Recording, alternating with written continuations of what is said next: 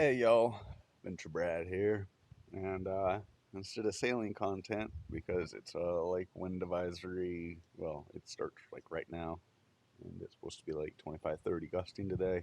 We're going to show you about how I load my kayak, because that's what we're going to do a video on today. So this is the setup I got going.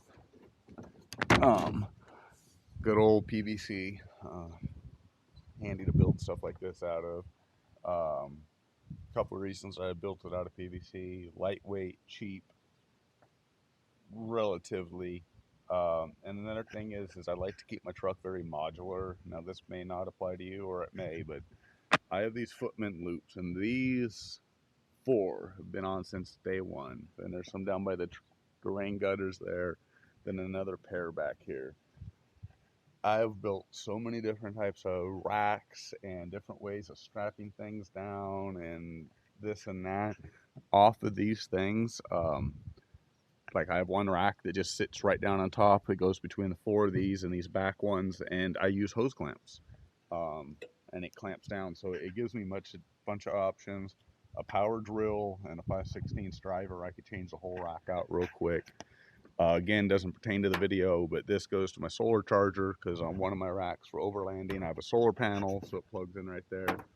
And this goes to my accessory power lead. I use these RC connectors known as XD60s for a lot of different things. So that's 12-volt power for all kinds of stuff hooked right to my battery or to the accessory batteries because there's two different systems in this truck. Anyways, as always, I'm digressing. Um, so the way this works is the back side's clipped down here, uh, hose clamped on, hose clamped on. So that just really secures the back. The front, the rope there, and it goes between the two and drilled out. The only purposes of that rope is actually when the kayak's not on it and I'm just driving around. Now, if I was going to go like anywhere besides just around town, which I really do because the only time this truck gets used is going to the beach or groceries because it's kind of hard to carry groceries on a bike. But I ride my bike most of the time. Anyways, we're 3 minutes into or 2 minutes into the video and we haven't even really talked about anything yet. This holds the front down just so they don't blow up, catch out of the wind, all that. The front of the pipes have caps on, just rubber caps that I had to keep air from blowing in, critters from going in, that sort of thing. I also have caps that I 3D printed on top. They didn't really come out the right size, but that's a long story, so it kind of got interesting in gluing them in. I just didn't want them whistling, critters, crap, all that. I need to do something with these ones out here. So there's capping it off. There's securing it. One other thing you need to do is, one, I plan on picking up PVC to saddle this to fit in here, but you don't want these rough edges. So either saddle it with something or take a Dremel or a grinder or something and put a radius on all these edges so they don't want to be, because like this one here in particular feels pretty sharp and it'll just sit there and shave the bottom of your kayak off. These uprights are useful and they're not. Um, they kind of help guide the bow up on, but in reality, I probably could have got away with not using them. But if things are a little awkward or it starts getting away from you, it's a good way to catch the bow from just escaping because this is a long way down.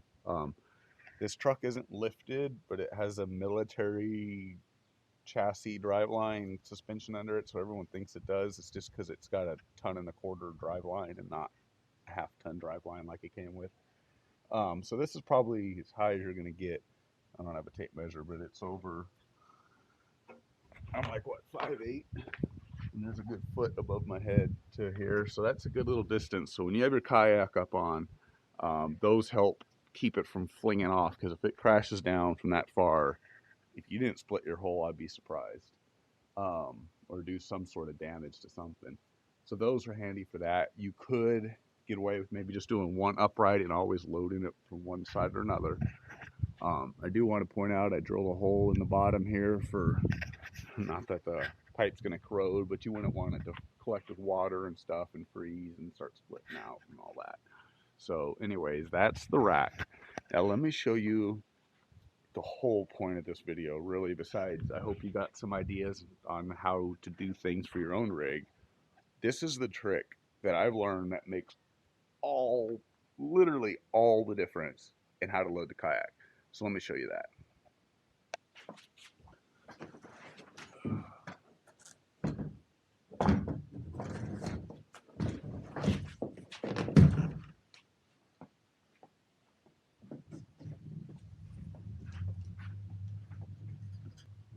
So in the true spirit of digressing, let's talk about a few other things before we get to that one point I know you really want to know about. Wheels. Good wheels. These are solid wheels from Hoover Freight. When I bought this kayak, the dude was nice enough to throw in an old frame, stainless frame that goes to the scupper holes. I know a lot of people don't like that, but that's how kind of Hobie does it. I 3D printed hubs to go to these little tires because he just gave me a frame that was janky and been welded by somebody, but I still really appreciate it because they're expensive. So anyways, I made my own, 3D printed some caps to center it.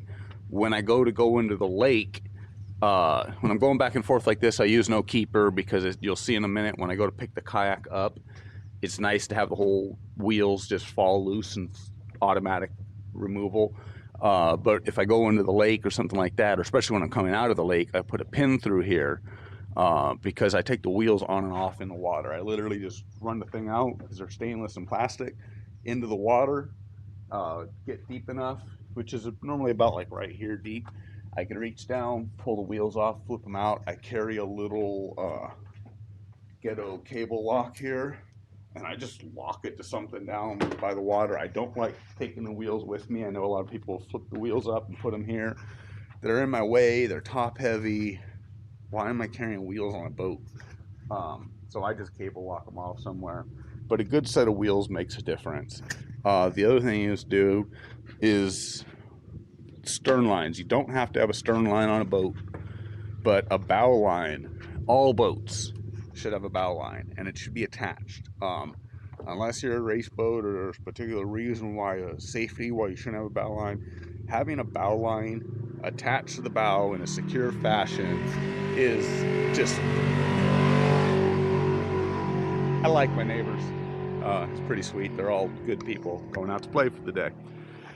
Scotty boy. Anyways, a good bow line is just so handy for many reasons. If you got a big boat, small boats, whatever, jump off, dock, landing the boat, a securely attached bow line can't be beat.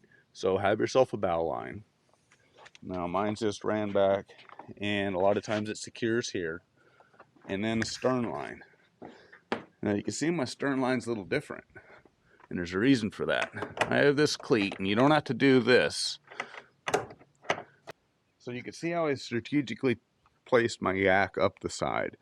You got to kind of get in a motion or a flow of how this works. When I park somewhere, I try to park with like space to the right or whatever. Sometimes I could abbreviate and go to the left, but generally I try to do it to the right.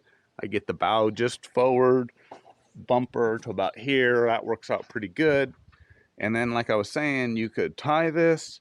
You could just tie a carabiner on the end. I like this little Night Eyes thing. I love Night Eyes products. They're just, I'd use them for everything. I got videos on these things. I just take it, run it to the rope, a little stopper knot here so it's in the right place. I have a little quick link on the back of my bumper so it all is just smooth, lines up nice. Bam, ski, look at that. Look at that. So the whole trick to this is now that I did that, I try to, it's not the newest kayak, but I try to keep it nice.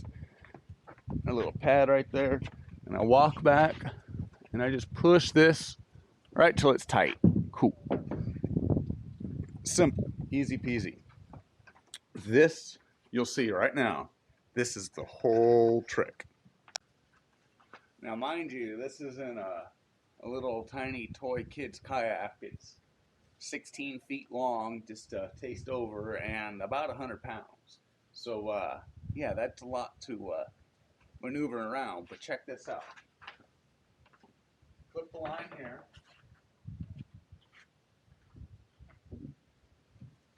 Push it back till it's solid, lift it up. And it always kind of wants to roll, but as you're lifting, push back. Back in the kayak, back away from the vehicle. and just let it drop in. There you go. It's real simple. As long as you're pushing back, even right now, I just literally put 303 on my kayak last night. So it's slimy. It's like slick. I would have never been able to do this without this technique. You can see I can't reach the handle there where I initially picked it up from. It's just, just makes it easy. So you throw the thing up, like I said, those posts up there you don't really need because it all kind of lines up in there, but if it gets away from you, great. Now I have that on there. I can take this one-handed, lift it up, slide it forward. Ooh, the camera's going crazy. I get it up that far one-handed. I guess I need two to go the rest. You can see it kind of lines up there, slides right forward. Now the PVC is spaced, so it lines right down in those grooves. Now, bam, I got that there. I don't even detach this. This is an important safety checker. I pull that tight. Make sure I clear my back of the stern of the boat. I throw this in the truck, keep the tail out. Now, strap it down like normal. Clips over the top, ropes over the top. But when you keep that back rope on, in case somebody's an idiot and they slam on the brakes, that keeps the whole kayak from sliding out from under your straps. So I recommend that. Now, if you're going highway or any of that and not just around town, tie the bow down too. You can never tie down too much because you don't want to lose things. So I just use my tie down rope, my bow rope. Normally I let it flop to the side and then I could reach it and tie it down. I could reach this clip my rope on there, clip on there, throw it over, tie it down. Away you go. Like I said, the wheels come right off. There we go. So I'm gonna go ahead and pull this back off. Let you guys watch that process, but I hope you guys gained something from this. Hope you learned something from it. Hope it all made sense to you, and I hope you go out and have some fun. Thanks, y'all.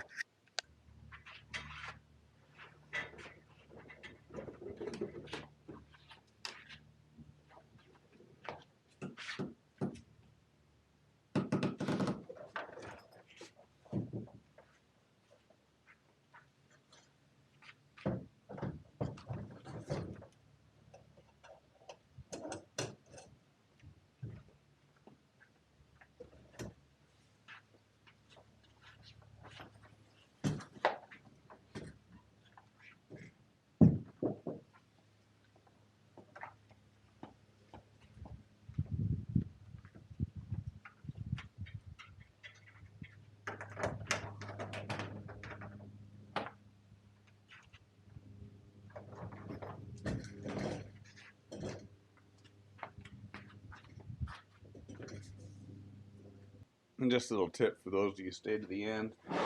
Get yourself a couple little go bags or go boxes. This is my little go box.